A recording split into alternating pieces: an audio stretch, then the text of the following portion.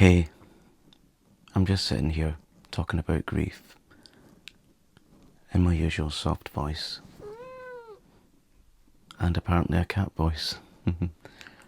I was reminded of my grief, my recent grief, when I looked up. I just finished editing and uploading another video. You can check that out whenever you like. And I looked up to the top of the wardrobe and there's a white bag, a white paper bag on top of the wardrobe. And it's from a vet. And it says Barney's blanket. Barney was my dog.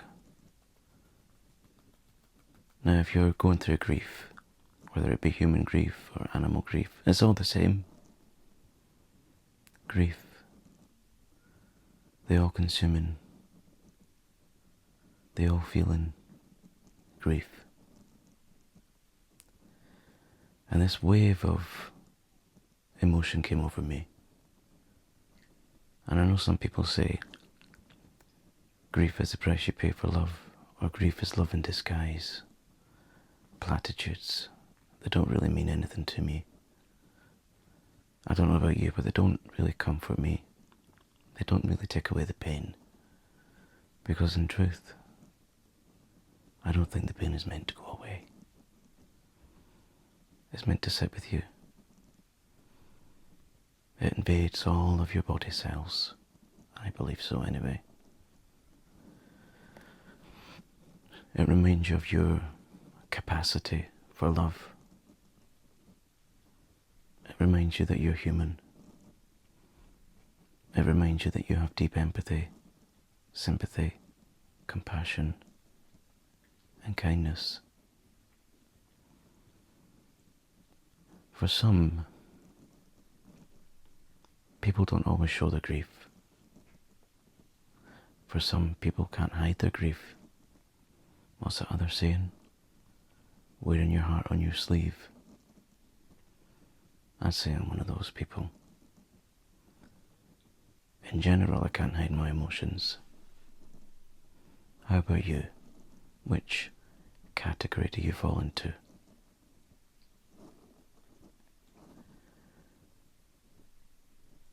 I've also lost other people close to me. My mother, all my grandparents, relatives, friends, neighbours.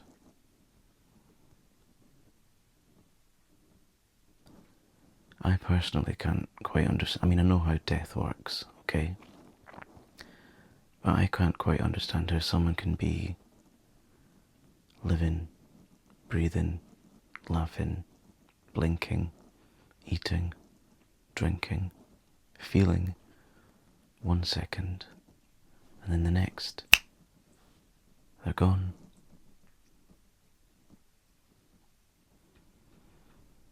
I often think of what is the evidence that they were here? What was their mark on the world? What was their legacy? What did they mean to me? What did they mean to other people? What memorable things did they do? Did they have a good life? An easy life? Hard life? Privileged life? Did they have a good childhood? Did they have good opportunities? Good education, good employment, good housing, a good quality of life?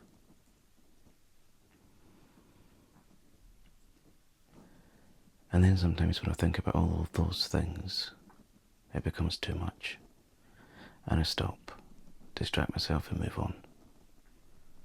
Only with me, it's like a circle thing. You start thinking about it deeply, distract, move on, and it keeps going round and round. The never-ending circle.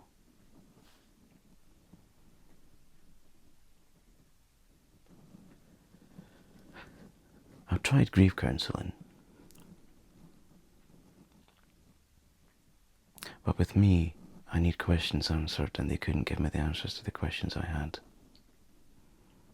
They were very good, they were kind, empathic, open-minded.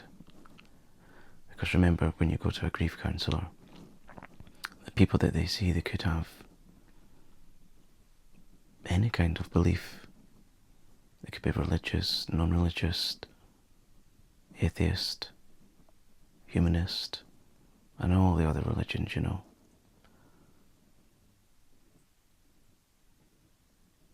In times of grief, some people rely on those religions for comfort, for answers, for structure, for security. And I totally get that, and I respect that. But that's not for me either. Because again, it doesn't give you the answers, does it? And at times like these, when I'm on my own, or late at night, when I'm the last one to fall asleep, and I've got all of these things whizzing around in my mind, and I think, is this all we have? Where do we go afterwards? Is there a go-to afterwards? Or is it just like when you fall asleep and don't dream and that's it? Nothing. What are your feelings on this?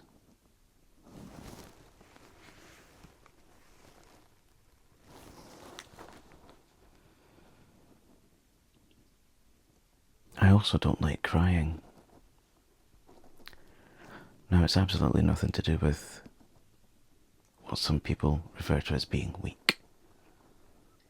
Crying isn't being weak. When you cry, you're at your most vulnerable.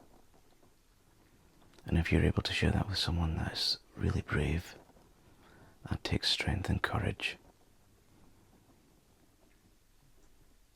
Always remember that, okay? Crying does not mean weakness. It's like a valve. You've got all of these pressures in your mind. You release that valve when it all comes out. But I just don't like the sensory way it feels.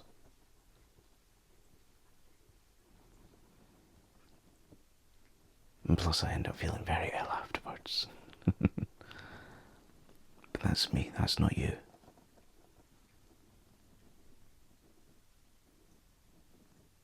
Do you talk to someone about the people or pets that you've lost? What do they say? What's their reactions? Do they tell you what you want to hear? Do they tell you what you need to hear? Do they say anything? Or are they part of these group of people that very understandably don't know what to say? Because you often find that people just don't know what to say. They don't want to worsen your pain. They also don't want to minimize your pain. That's why some people avoid you. I've had that. And I've asked them, why didn't you come to me? I needed you. They just didn't know what to say.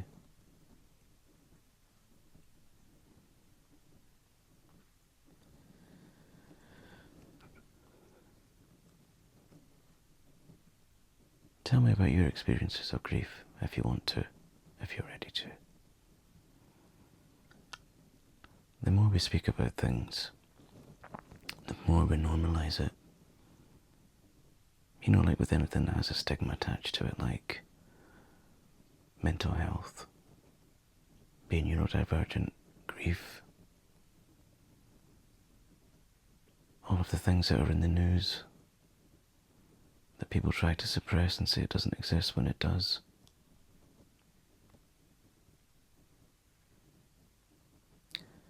Which brings me on to the injustice of it all. I've got deep-rooted feelings about injustice. Why do the good people have to die so soon? Why do the very young have to die? What possible reason could there be? Why do bad people get to live for so long? Where's the justice in that? And again, there's no answers.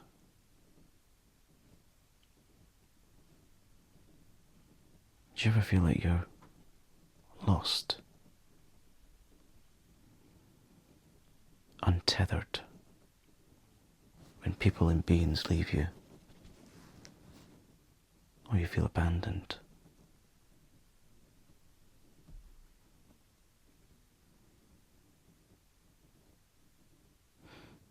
Especially if someone's perhaps chosen their time to go. They weren't able to deal with whatever pain they were going through on a daily basis. Again, understandable. There's more to pain than physical pain. Mental pain arguably is worse, because there's no magic pill to get rid of it. There's no exercise to get rid of it. It takes time, self-kindness, and some people, they feel it's unbearable, and the time's going on too slowly.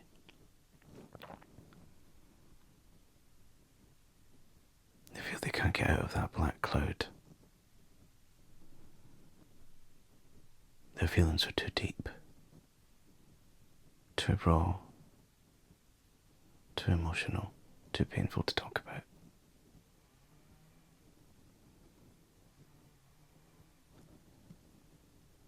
With grief, I find that connection helps. Talking to someone you trust, someone that will listen and who doesn't judge, someone who doesn't make it all about them. And if you don't have someone like that in your life, I'm very sorry, truly. Everyone should. Call someone. I promise, there's helplines out there. People are desperate to help you. All you need to do is pick up the phone. I'll leave the details in the description if you want to check them out. When you're ready.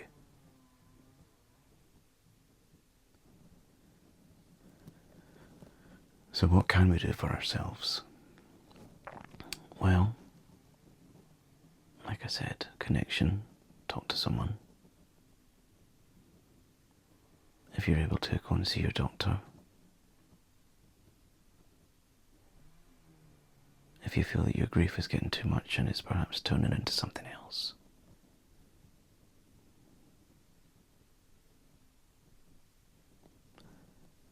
You need to look after yourself. The basics: water, nourishing food, and slowly introducing back in those things that bring you those fuzzy feelings. You know, like go for a walk in nature, a bath. Put your makeup on, doing your hair, going to the gym, calling a friend, perhaps doing some art.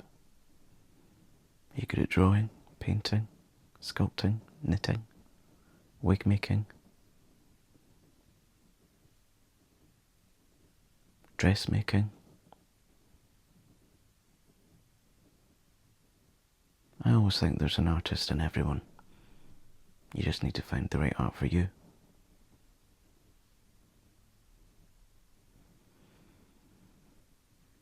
What I want to finish with is by saying, hang in there. I know it's tough. I know it's really tough. My heart goes out to you. My empathy goes out to you. But you need to be here. Your place on this planet is invaluable. You might not have found your purpose yet, but you will. Keep looking. Keep wondering. Keep your mind open. And keep you safe. Love you.